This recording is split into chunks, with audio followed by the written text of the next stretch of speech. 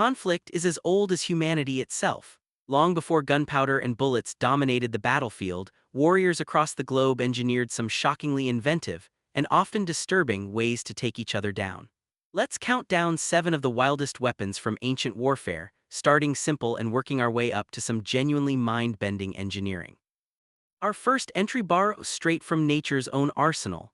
The ancient Maya packed live, furious hornets into sealed containers, essentially turning insects into a biological weapon. Hornets aren't to be underestimated. Even today, they're responsible for dozens of deaths annually in places like Japan. So what makes a hornet scarier than a bee in combat terms? For starters, size hornets are noticeably larger. They're also carnivorous, unlike their plant-loving cousins. But the real tactical advantage is this: a bee stings once and dies, while a hornet can sting repeatedly without any risk to itself. Obviously, you can't just grab a hornet's nest and casually carry it into battle. The Maya developed a careful process, using smoke to safely relocate hornets from their natural nest into clay vessels or hollowed gourds, then sealing the container with wax or clay while leaving small breathing holes. When conflict arrived, warriors would shake these makeshift bombs to agitate the hornets into a rage before hurling them at approaching enemies. The container would shatter on impact, releasing a swarm of enraged insects directly onto the opposing soldiers. The Maya also used this trick defensively. They'd build decoy warriors, hiding a hornet-filled vessel inside a dummy's head and dressing it in full battle gear. When an unsuspecting attacker swung a weapon at what they thought was a real soldier, the container would burst open, delivering an unpleasant surprise straight to the attacker's face. Nobody enjoys being around human waste. It's unpleasant and, more importantly, teeming with harmful bacteria. Naturally, this made it an appealing option for ancient armies looking to cause maximum suffering. And no, this isn't just about cavemen throwing filth at each other. The applications got surprisingly sophisticated. Take the ancient Scythians. They dipped their arrowheads in a nasty concoction of human waste, blood, and snake venom. Any wound from these arrows was almost guaranteed to become infected, leading to a slow and agonizing death from gangrene. Fast forward to medieval Europe, and human waste had become a legitimate military resource. Strategists of the era, including figures like Conrad Kieser, advocated stockpiling it for both attack and defense. During plague outbreaks, catapulting infected waste over enemy walls became a favored tactic.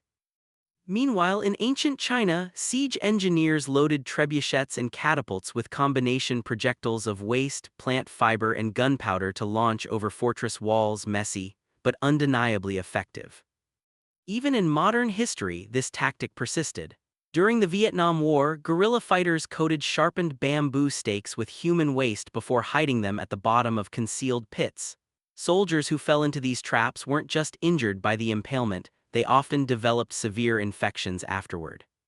This next weapon is essentially a booby trap disguised as something harmless. Imagine stepping on a Lego, except it could actually kill you. Known in ancient China as the ghost arrow, these devices looked almost like children's toys or game pieces at first glance.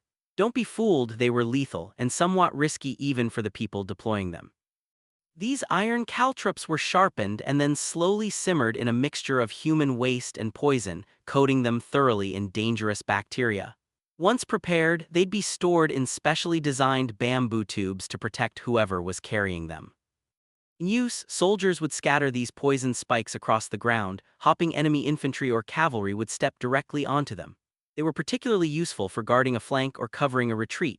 Historical accounts suggest they were even fired from a distance onto enemy ships during naval engagements. Imagine one of these landing on deck and catching an unsuspecting sailor.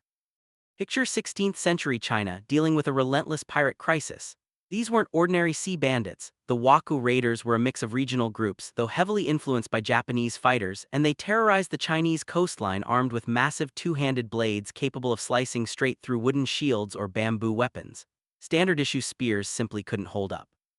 So how do you counter an opponent like that? You could go with an extra-long spear to strike from a safer distance, a shield tough enough to absorb the blows, or the option chosen by legendary military strategist Qi Jiguang, a bamboo pole. But not just any bamboo pole. This was a massive 13 to 16-foot shaft crafted from especially dense tortoiseshell bamboo weighing roughly 9 pounds. The wood was further hardened using tung oil treatment and fire tempering.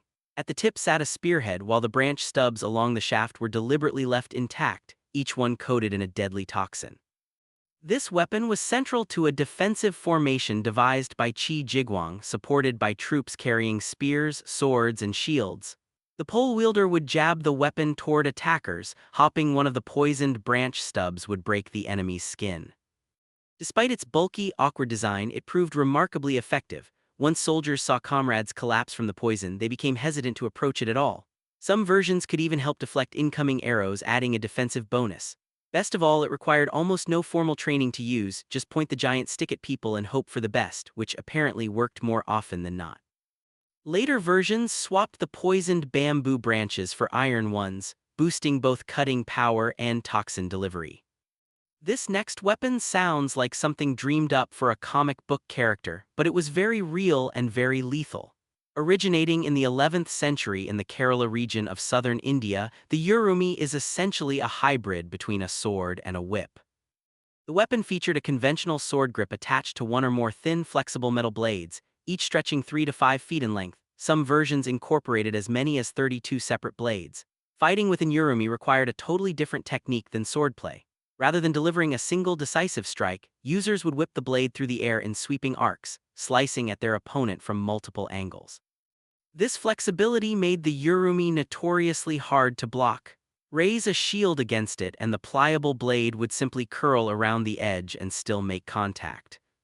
Skilled practitioners could spin the blade so rapidly, it became a near-continuous circle of cutting steel. Of course, there's a catch. A blade flexible enough to bend around your opponent's defenses is just as capable of bending back toward you. Careless use could easily result in self-inflicted wounds to the legs or feet. Because of this danger, the Urumi was traditionally the very last weapon taught to young martial artists. Mastering it took serious dedication, but a skilled user became an incredibly formidable opponent on the battlefield, while looking undeniably impressive doing it. This entry might be the most inventive on the list. Known as the Heavenly Soldier Arrow, this ancient Chinese weapon was essentially a massive kite rigged with explosives and projectiles. Measuring roughly 9 feet by 4 feet and constructed from straw and wood, the kite carried a payload compartment holding around 100 rocket-propelled arrows along with several dozen small bombs. Each rocket arrow was a standard arrow fitted with a small explosive propellant, capable of launching toward a target at remarkable speed once ignited. This aerial weapon was typically deployed during nighttime raids. Operators would light a slow-burning fuse connected to the explosive payload, then fly the kite silently over enemy fortifications or deep behind enemy lines under cover of darkness. The objective was to position the kite directly above sleeping troops before the fuse finished burning down. Since it was powered purely by wind and flown at night, it could infiltrate enemy territory almost completely undetected. Given that gunpowder was a Chinese invention, this kite arguably represents one of the earliest forms of aerial bombing in recorded history. A more extreme variant replaced the explosive payload compartment with a condemned prisoner, equipped with rockets and bombs. This individual's grim assignment was to pilot the kite into enemy territory and manually detonate the weapons, a one-way suicide mission for the condemned. Our final entry takes us to the late 3rd century BC during the brutal Second Punic War between Rome and Carthage. Amid this conflict was one of history's greatest scientific minds, Archimedes, residing in the Sicilian city of Syracuse. Syracuse held immense strategic value for both warring powers, making it a prime target. In 214 BC, Roman forces arrived and laid siege to the city. Desperate for a solution, the people of Syracuse turned to Archimedes for help, and he delivered one of the most brilliantly bizarre defensive weapons in ancient history. His creation was a massive crane mounted along the city's fortified walls, fitted with an enormous hook or claw. When Roman vessels sailed too near the shoreline, this crane arm would swing out and drop its claw onto the ship, attempting to latch onto the hull or deck. Once secured, the crane would hoist the vessel partially out of the water, sending sailors tumbling overboard. The ship would then be released, often capsizing or sustaining severe structural damage from the impact. Archimedes is also credited, though this claim is more disputed, with constructing a solar weapon using an array of mirrors to concentrate sunlight onto Roman ships and set them ablaze. Frustrated by the effectiveness of these defenses, Roman commanders eventually ordered that Archimedes be captured alive rather than killed, recognizing the tactical value such a mine could offer them. Unfortunately, when Roman troops finally breached the city, a soldier stumbled upon an elderly man absorbed in his work. The old man, irritated by the intrusion, snapped at the soldier to leave. Offended by the disrespect, the soldier killed him on the spot, only to later discover that the man he'd just killed was Archimedes himself. Needless to say, the Roman general in charge of the siege was less than thrilled with how that turned out.